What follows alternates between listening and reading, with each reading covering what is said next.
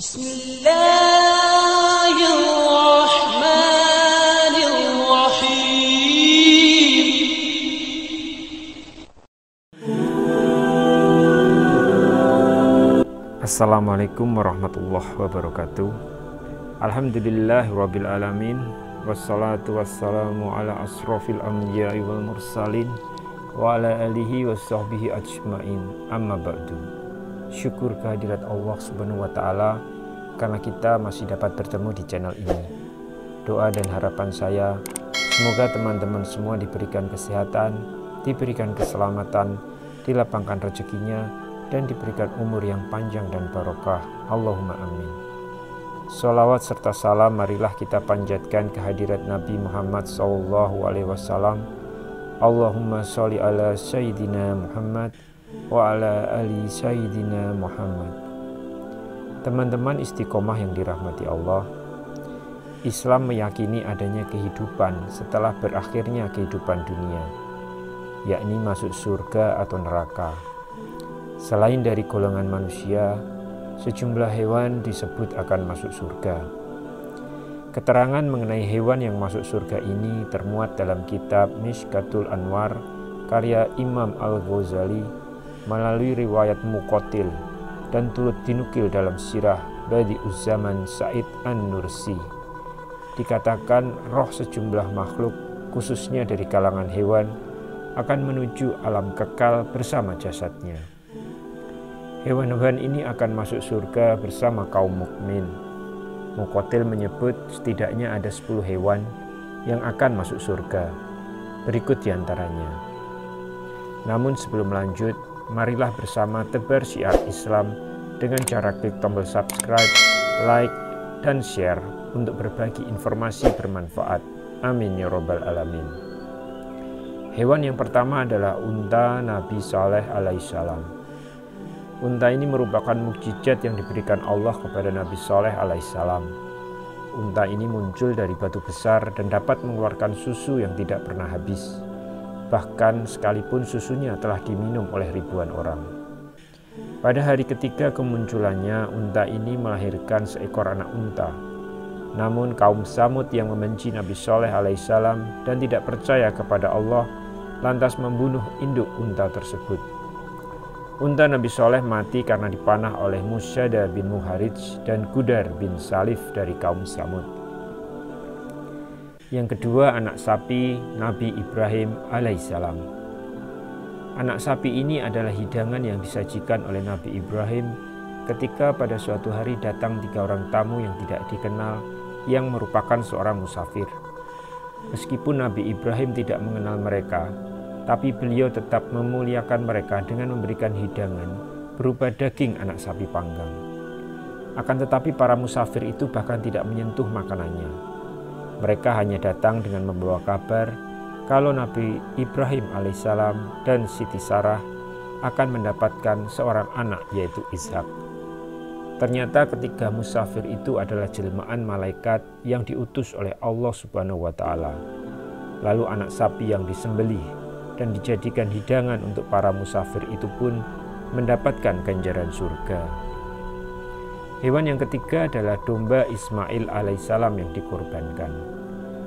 Domba inilah yang menggantikan Nabi Ismail alaihissalam yang saat itu menunjukkan keikhlasannya dan kepatuhannya kepada Allah Subhanahu wa taala.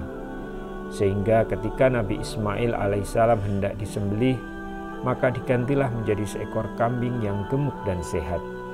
Rupanya malaikat pun menyelamatkan Nabi Ismail alaihissalam dari penyembelihan atas perintah Allah Subhanahu wa taala, yang sekarang ini menjadi dasar disyariatkannya kurban pada hari raya Idul Adha.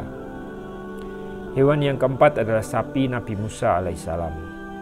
Kisah ini berawal pada zaman Bani Israel. Pada zaman itu hidup seorang laki-laki kaya dan ternama, namun tidak memiliki keturunan. Lalu pada suatu hari ia dibunuh oleh orang yang tidak dikenal. Masyarakat setempat pun mengaku terkejut dan ingin menemukan siapa pembunuhnya. Mereka lalu mengunjungi Nabi Musa alaihissalam untuk meminta petunjuk.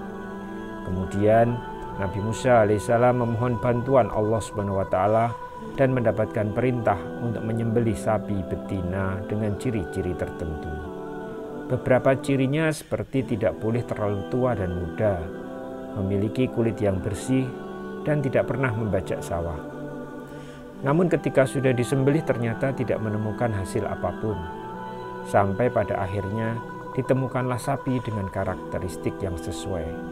Sapi tersebut dipelihara oleh anak yatim. Kemudian sapi itu disembelih. Nabi Musa alaihissalam memukulkan dagingnya kepada jasad laki-laki yang dibunuh tersebut. Jenazah itu ternyata benar-benar bangkit dari kematiannya. Nabi Musa alaihissalam lantas bertanya, "Siapa yang membunuhmu?" Jenazah itu mengatakan bahwa pembunuhnya adalah kerabatnya sendiri. Nah, karena alasan itulah sapi yang disembelih itu mendapatkan jaminan surga. Yang kelima adalah ikan paus yang menelan Nabi Yunus alaihissalam. Siapa yang menyangka kalau ikan yang menelan Nabi Yunus alaihissalam mendapatkan jaminan surga oleh Allah Subhanahu wa taala. Suatu ketika Allah Subhanahu wa taala mengutus Nabi Yunus alaihissalam untuk menyebarkan ajaran Islam kepada sekelompok orang yang disebut sebagai kaum Ninawa. Dikarenakan Nabi Yunus adalah seorang pendatang, kaum tersebut jelas tidak mempercayainya. Hingga pada akhirnya Nabi Yunus alaihissalam putus asa, pergi dan mengembara dengan menaiki kapal yang penuh dengan muatan. Akan tetapi di tengah perjalanan terjadi badai, sehingga harus ada muatan yang dibuang satu persatu termasuk orang. Saat diundi, keluar nama Nabi Yunus alaihissalam dan mengharuskannya melompat ke dalam laut. Pada saat itulah Nabi Yunus alaihissalam ditelan oleh seekor ikan besar dan ia bertahan selama 40 hari di dalam perut ikan tersebut. Selama itu Nabi Yunus alaihissalam terus berdoa dan memohon ampun kepada Allah Subhanahu wa taala karena merasa bersalah telah meninggalkan kaumnya begitu saja. Setelah Nabi Yunus alaihissalam berhasil keluar, beliau pun kembali ke kaumnya. Ketika Nabi Yunus alaihissalam kembali ke kaum Ninawa, ia terkejut melihat orang-orang telah beriman kepada Allah Subhanahu wa taala. Ternyata setelah Nabi Yunus alaihissalam pergi, telah terjadi badai besar yang menimpa kaum Ninawa sehingga mereka sadar bahwa apa yang dikatakan Nabi Yunus tentang kuasa Allah itu benar adanya. Ikan besar yang menyelamatkan Nabi Yunus dari badai di lautan adalah atas kuasa Allah Subhanahu wa taala. Inilah mengapa ikan diberi jaminan surga oleh Allah Subhanahu wa taala. Yang keenam adalah keledai Nabi Uzair alaihissalam. Sebagian dari kita pasti jarang mendengar Nabi Uzair alaihissalam. Beliau adalah seorang nabi yang diutus untuk Bani Israel atau bangsa Yahudi. Ia hidup pada zaman Nabi Isa alaihissalam. Suatu ketika Nabi Uzair alaihissalam ditemani dengan seekor keledai tengah bepergian. Namun di tengah jalan, Nabi Uzair berhenti di sebuah desa yang hancur karena perang. Banyak tulang belulang manusia yang hancur bersama dengan pemukimannya. Nabi Uzair pun bertanya dalam hati, bagaimana cara Allah menghidupkan tubuh-tubuh hancur ini nantinya di hari pembalasan. Allah mendengar suara hati Nabi Uzair. Allah juga menjawab pertanyaan Nabi Uzair. Beliau tertidur di bawah pohon desa tersebut selama 100 tahun. Tubuhnya pun telah hancur melebur dengan tanah. Begitupun dengan keledai yang ikut bersamanya. Ketika bangun, tubuh Nabi Uzair kembali utuh. Saat itulah ia menyaksikan bagaimana kuasa Allah membangkitkan keledai miliknya yang telah menjadi tulang belulang, lalu hidup kembali. Semua ini terjadi atas kuasa Allah Subhanahu wa taala. Yang ketujuh, semut Nabi Sulaiman alaihissalam. Hewan berikutnya yang dijamin akan masuk surga adalah semut-semut yang membantu Nabi Sulaiman alaihissalam. Nabi Sulaiman merupakan seorang pemimpin yang bijaksana, terkenal kaya raya, dan bisa berbicara dengan hewan. Kisahnya bermula ketika Nabi Sulaiman dan pasukannya sedang melakukan perjalanan ke sebuah daerah bernama Taif. Di tengah perjalanan, mereka melewati sebuah lembah yang ternyata dipenuhi oleh sarang semut. Raja Semut lalu memerintahkan kawanannya untuk segera masuk agar tidak terinjak secara tidak sengaja oleh pasukan Nabi Sulaiman.